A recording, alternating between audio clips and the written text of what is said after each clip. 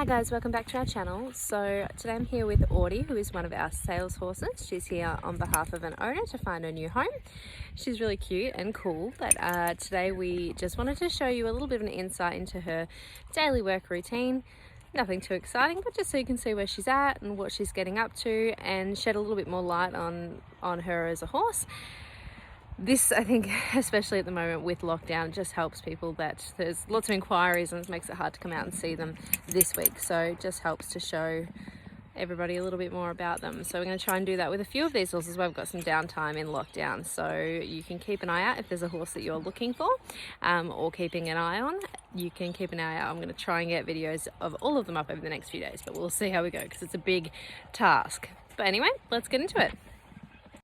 Okay, so this is Audie. So one of her trickiest things, I would say, is the getting on part. She can be a little bit sensitive.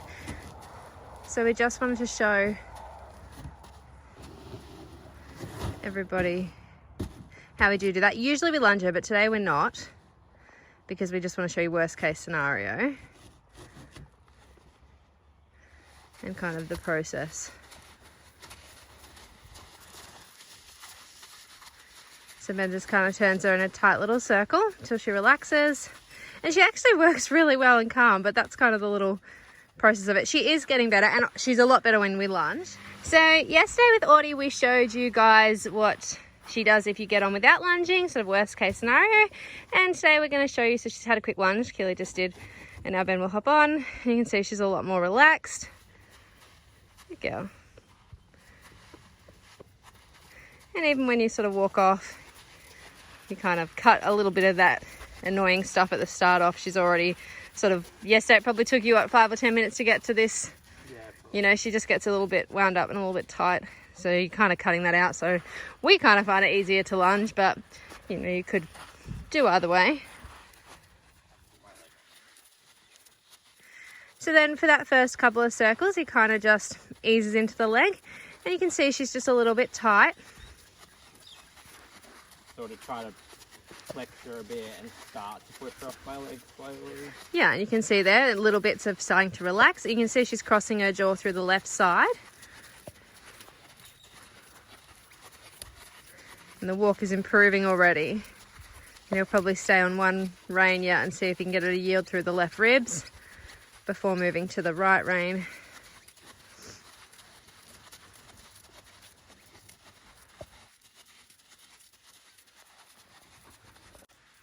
Sorry, I just had to get Ben's jacket out of the way. I wanted to do this as one big lot of footage so you guys can see the whole ride, but I just stopped it to move the jacket. So you can see already we're about a minute in and she's walking much calmer. Starting to relax over her back, starting to turn a little bit softer through the jaw, so not so much resistance happening. And starting to track up a little more. It's really important with her, just because she does get a little short and tight, that we move her around laterally. And by that, we just mean that we're turning her a little, yielding her. So we'll sort of get some flexion to the inside. As Ben's doing there, he opens his right rein there. And then he just pops his right leg on a little bit and says, come on, Audie, move your body. Good. And you can see that she's yielding through her ribs, which is really great. And that inside hind comes over. And he'll probably do that as he prepares to go to trot. He'll sort of set up for that and then start the trot that way.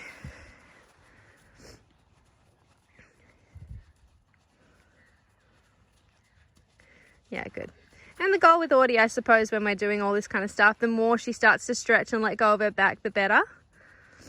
So you can see here, trying to keep her really relaxed and around the inside leg as you initiate the beginning of the trot work. Can be a little bit of a challenge. She's a really cute horse, but she definitely needs to go to someone that can keep working on all this kind of stuff with her.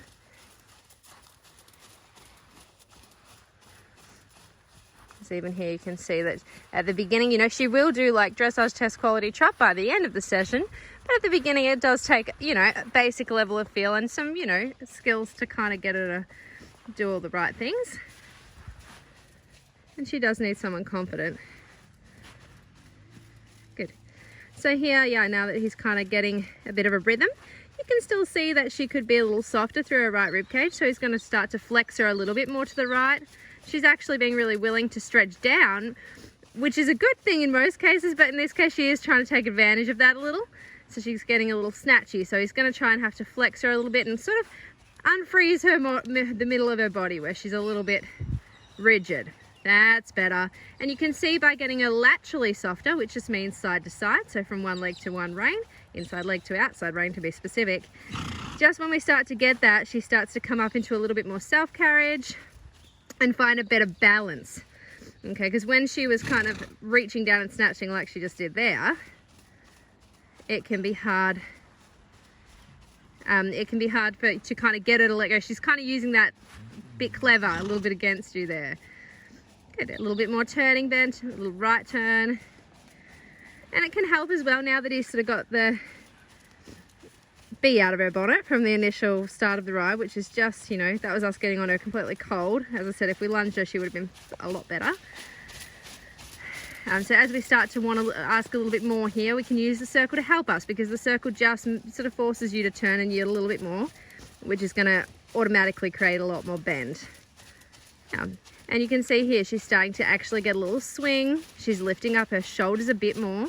Okay, and then her hind leg comes under. Being, you know, she's a stock horse and she's, I guess, Western bred. So I think sometimes she does have a tendency to go a little bit downhill. So we have to really help her out to be able to pick up her shoulders and get her hind leg underneath, which you can see is starting to happen there, and that hind leg starting to track up. And all these things are really important for her to let go as on a whole. You know, she's got to get her flexion from her face.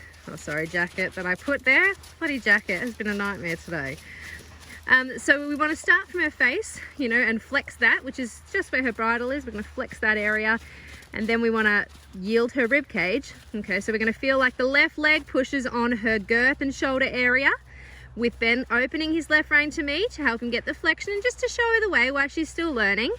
And then the left leg just pushes her across. And now the really important thing to think of is that when we use just the left leg, that she doesn't actually get faster. She needs to maintain her rhythm, and she needs to move away from that leg pressure.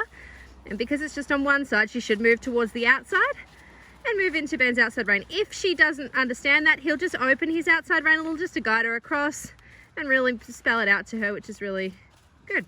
Yeah, she's looking really nice there. So she just needs a lot of this work, and consistently.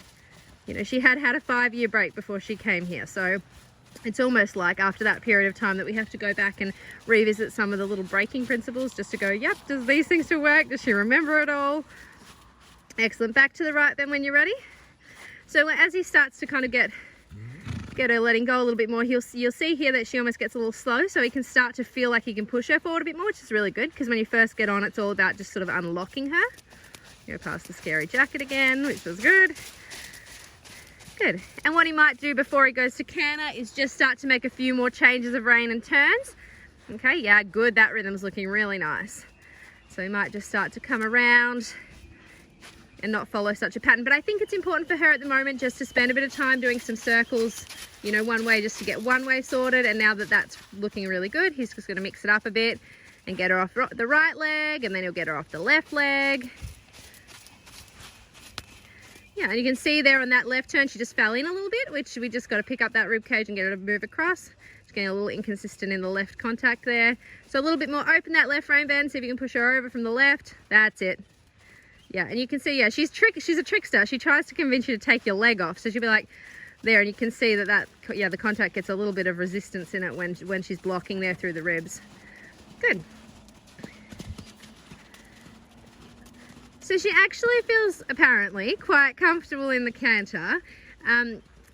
You know, she's quite rhythmic. She's not too quick, but we do want her to be a little bit more elastic. You can see that she's a bit tight for dressage anyway. So we want to just do the same principle. So we're obviously going to stay just on the left side here.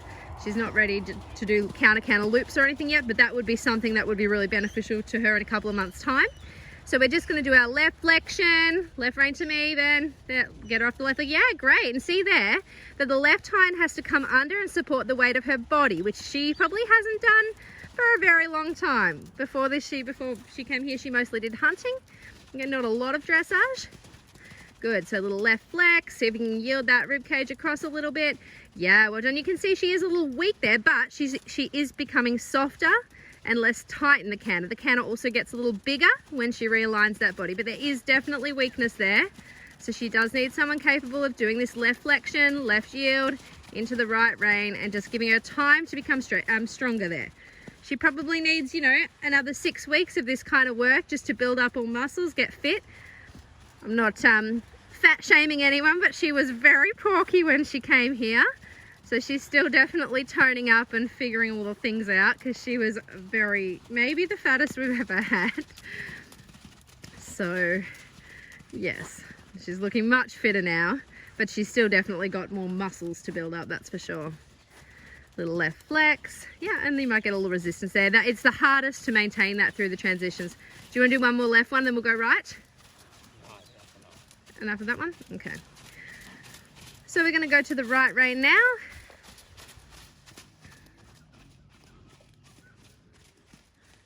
You can see now that she's had a canter, she's getting a little more naturally quick. So Ben's going to, make some half odds there. And that's really good for her, even though he had a bit of resistance there.